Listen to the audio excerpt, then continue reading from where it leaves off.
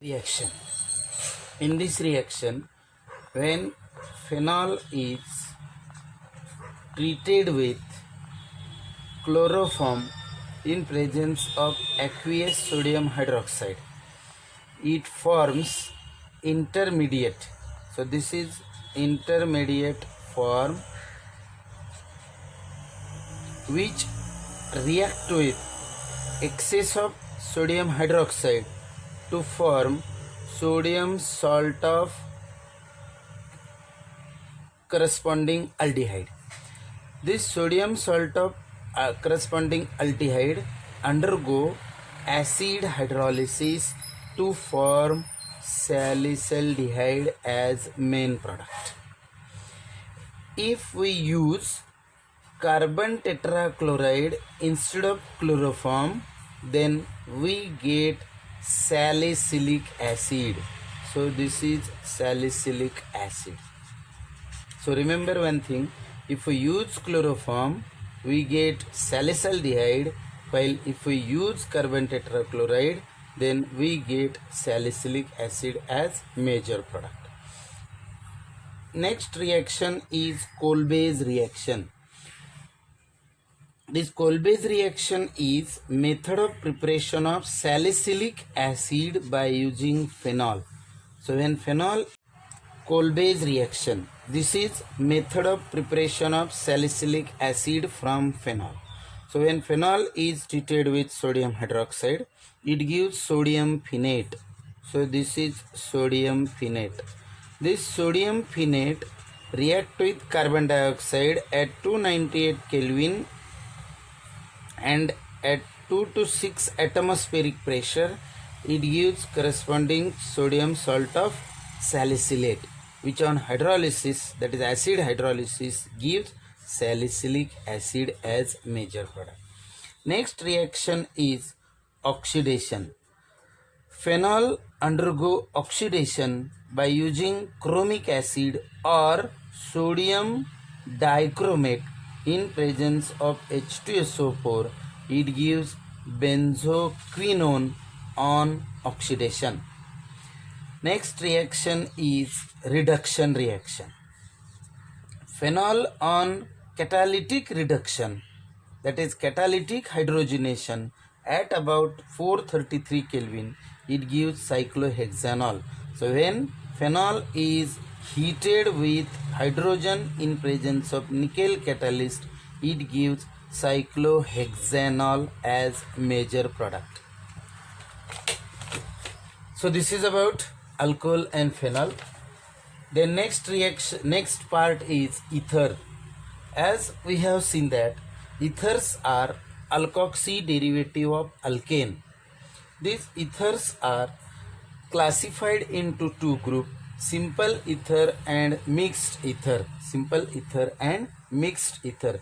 As you know that ether has general formula ROR dash, where R and R dash are alkyl or aryl group. If this R and R dash are same, then it is called as symmetrical ether. But when R and R dash are different, that is different alkyl groups attached to bivalent oxygen, then it is called as unsymmetrical ether. So this is about ethers. Then next point is preparation of ether. Ethers are prepared by first method, that is dehydration of alcohol. So removal of water molecule from alcohol is called as dehydration of alcohol. In this reaction, when ethanol is heated with H2SO4 at 413 Kelvin, this is very important, at 413 Kelvin, it gives diethyl ether. Diethyl ether. This is also called as continuous etherification reaction. If ethanol is heated with H2SO4 at 443 Kelvin, instead of formation of ether, it gives ethene. So this is intermolecular dehydration, while this is intramolecular dehydration reaction. So you remember, if temperatures are different, then we get different products. So this is not suitable method of preparation of ether. Next reaction is Williamson synthesis. In this reaction, when alkyl halide is treated with sodium alkoxide, which is prepared by alcohol and sodium, to form corresponding ether. For example, when methyl chloride is heated with sodium methoxide, it gives dimethyl ether. Similarly, when ethyl chloride is treated with sodium ethoxide, it gives diethyl ether. But when we use ethyl chloride and sodium methoxide, we get ethyl methyl ether. So in this reaction, we obtain ethyl methyl ether. Means by using this method, we can prepare simple as well as mixed ether. Okay. When isoalkyl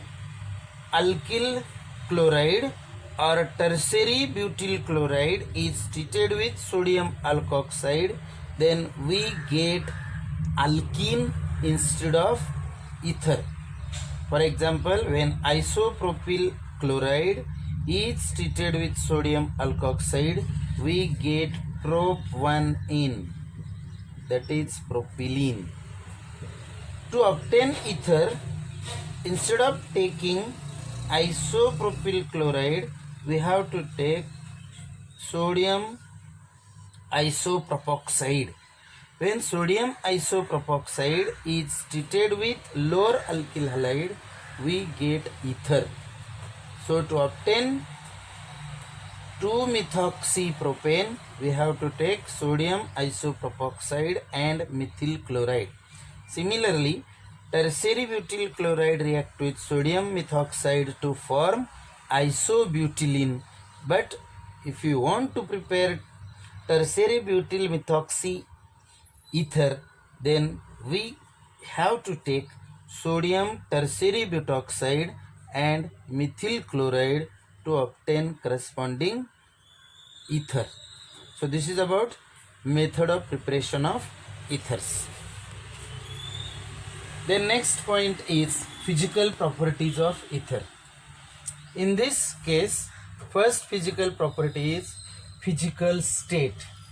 So lower ethers, that is dimethyl ether and diethyl ether, are gases in state. So this dimethyl ether and diethyl ether are gases in state, while other ethers are colorless liquids with pleasant odor. So remember this physical property. Next is lower ethers are volatile, that is highly volatile and highly inflammable liquids. Next is boiling point. These ethers are having lower boiling point. Boiling point increases as molar, that is molecular mass increases. So remember this point, boiling point increases as molar mass increases. Next physical property is polarity and solubility. Ethers are neutral molecule. These are having some polarity, but this polarity is not as much as alcohol. So these are less polar as compared to alcohol and carboxylic acid. This ether is not linear, but it is having bent shape structure with ROR bond angle 110 degree. These are polar with dipole moment 1.18 dBi. So this is about polarity. Ethers are soluble in water. This is due to formation of intermolecular hydrogen bonding with water. So it form intermolecular hydrogen bonding with water, and therefore these are slightly soluble in water, but it is not more soluble as compared to alcohol. For example, diethyl ether is having solubility 7.9 gram per 100 gram of water, while N-butyl alcohol is having solubility 9 gram per 100 gram of water. So this is about physical properties.